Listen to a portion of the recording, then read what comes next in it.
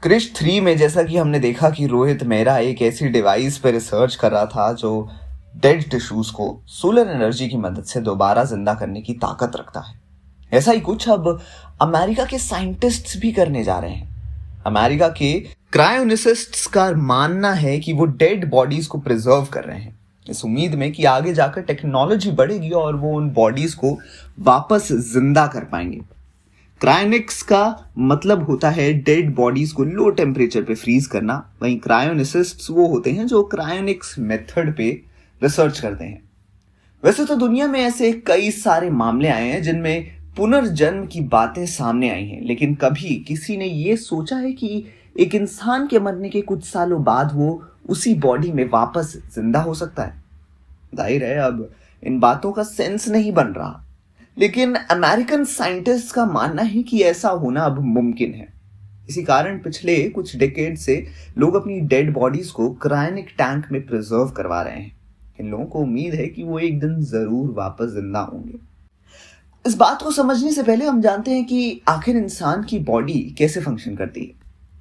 Human bodies की अगर हम बात करें तो ये बायोलॉजिकल प्रोसेस पे बेस्ड होती है। वही हमारे सेल के अंदर कई तरह के केमिकल रिएक्शंस होते हैं जिसमें एटीपी नाम की एनर्जी का होना बहुत जरूरी होता है।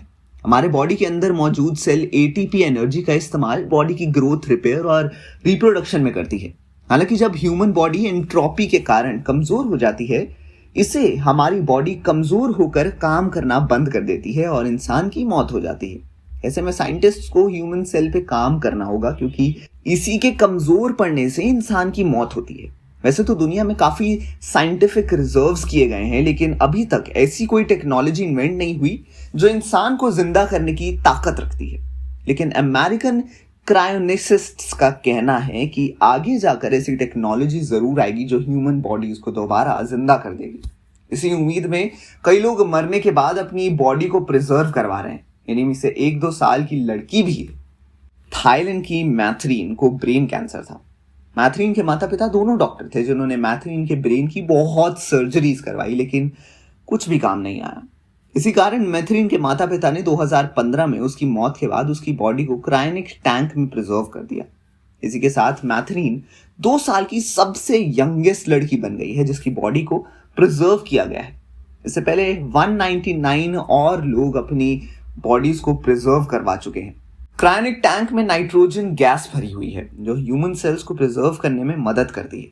कई लोग जिनकी कैंसर और दूसरी खतरनाक बीमारियों के कारण बहुत ही छोटी उम्र में मौत हो चुकी है, उन्होंने क्रायोनिक फैसिलिटी को आशीर्वाद के रूप में देखा है जो उन्हें दोबारा जिंदा होने पे और अपनी जिंदगी जीने की चाह देती है।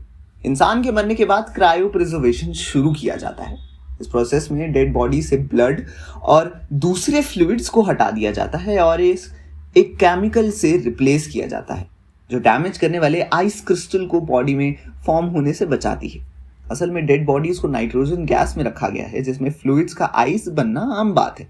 इसी कारण से इसे रोकने के लिए साइंटिस्ट बॉडी से ब्लड को किसी केमिकल से रिप्लेस कर देते हैं। इसके बाद बॉडीज को क्रायोनिक टैंक में प्रिजर्व कर दिया जाता है। वहीं इस मेथड को इस्तेमाल करना काफी ज्यादा कॉस्टली भी पड़ सकता है। एक इंसान के बॉडी को प्रिजर्व करने के लिए $2 लाख देने पड़ते हैं। वहीं अकेले ब्रेन को प्रिजर्व करने के लिए $80,000 देने होते हैं।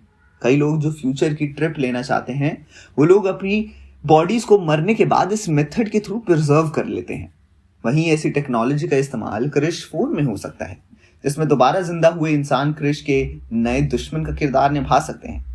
तो आपके क्या विचार हैं? हमें कमेंट सेक्शन में अपनी राय जरूर बताएं और देखते रहिए हमारा चैनल बॉलीग्राड स्टूडियोज।